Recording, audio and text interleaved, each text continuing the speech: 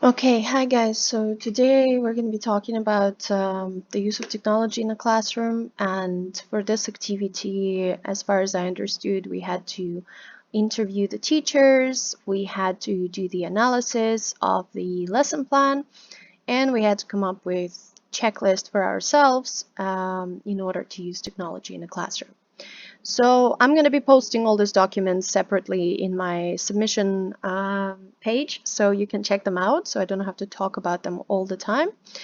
As for the questionnaire, I sent it to a bunch of teachers in our school, but it's the end of the year. Everybody's pretty much busy, so only got three responses. What I gathered from this activity is that pretty much what I anticipated to hear from teachers in terms of use of technology in our classroom. That's what they said. Most of them use technology all the time. Some of them use technology sometimes. They mostly use it for academic purposes. Only some of them use their free time to find out what is actually their students interested in, to kind of utilize it in their classrooms. For research of apps and technology that I could use in a classroom. Internet is the main source. Besides that, it's other teachers. We have the internal drive and we share resources and materials that we like with each other. Sometimes professional development as well. Not many of the young lower grader students are asked to use technology in the house at home for any purposes due to their age, and some parents just don't let their kids use technology. But those who responded were higher grade teachers, so they ask their students to use technology, and I think that's a good thing because you can flip a classroom, you can do a lot of things with use of technology. Um, all the teachers are using what they can find on the internet, just adapting it for their students' level and differentiate the activities. Unless they can find something, only then they can make their own materials, just to save time. Um, most of the teachers use technology to collect and analyze data, and one said that it's Excel. That's what we use in school because we keep all the documents, all the grade books are done in the Excel, so it's quite a good resource here. So as for the rest, for resources that teachers mostly put down as helpful is YouTube, general research, and then something that I've discovered for myself personally is Study Ladder that I will research about because I've never heard about it, and GoNoodle for kind of like um,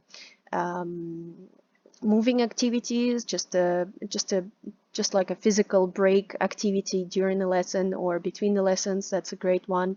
And MC Online, I don't work with this specifically because I'm a EFL teacher, but content teachers work with this, so I'm gonna make an effort to learn about this program as well.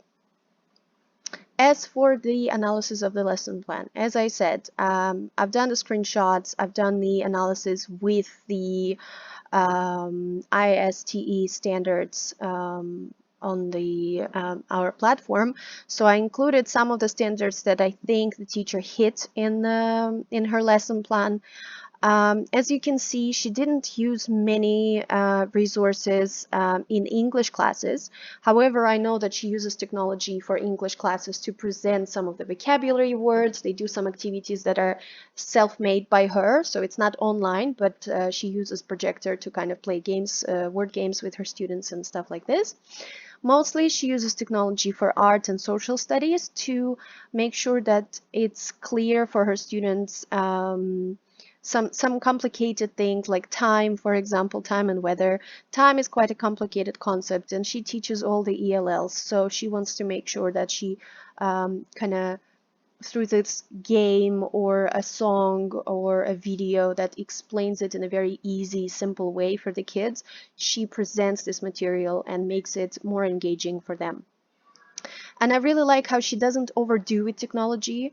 That's, I think, is a great thing because just use of technology for the sake of use of technology is never good. And you can see specifically what units and for what and what is she using. So that's great.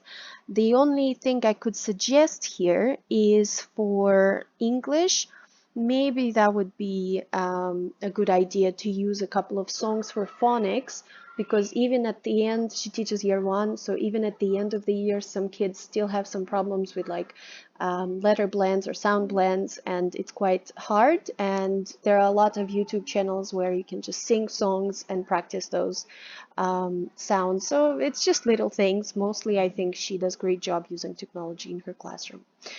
And at last, the checklist. I will also post this, but among 5 of my questions, um, when I was creating them, I decided to kind of create them in order to give myself a guideline in the way how to use technology in my classroom and whether to use it or not at all.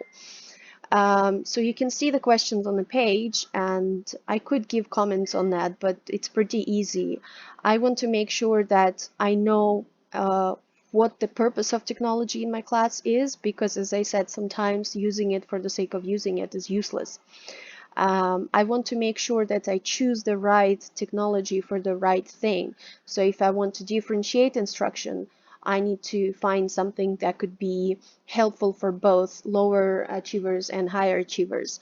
I want to make sure that I use the right app for classroom management, which in our school is Class Dojo, but there are things like Edmodo where you can stay online with students and kind of do homework and things like that. So that's also brings another kick to teacher-student relationships and stuff like this.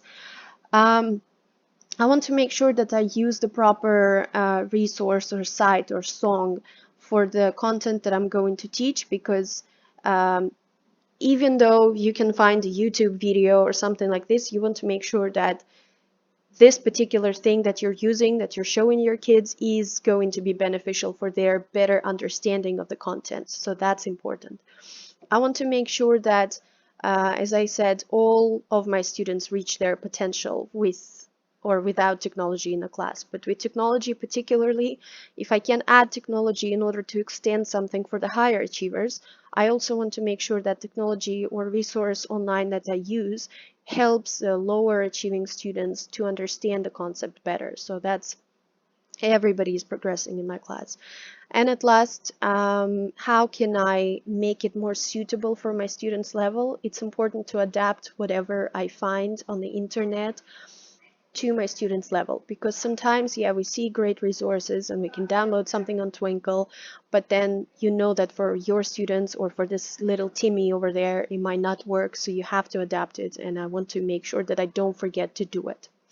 So that's what I took out of this activity. Thank you for watching, and see you soon.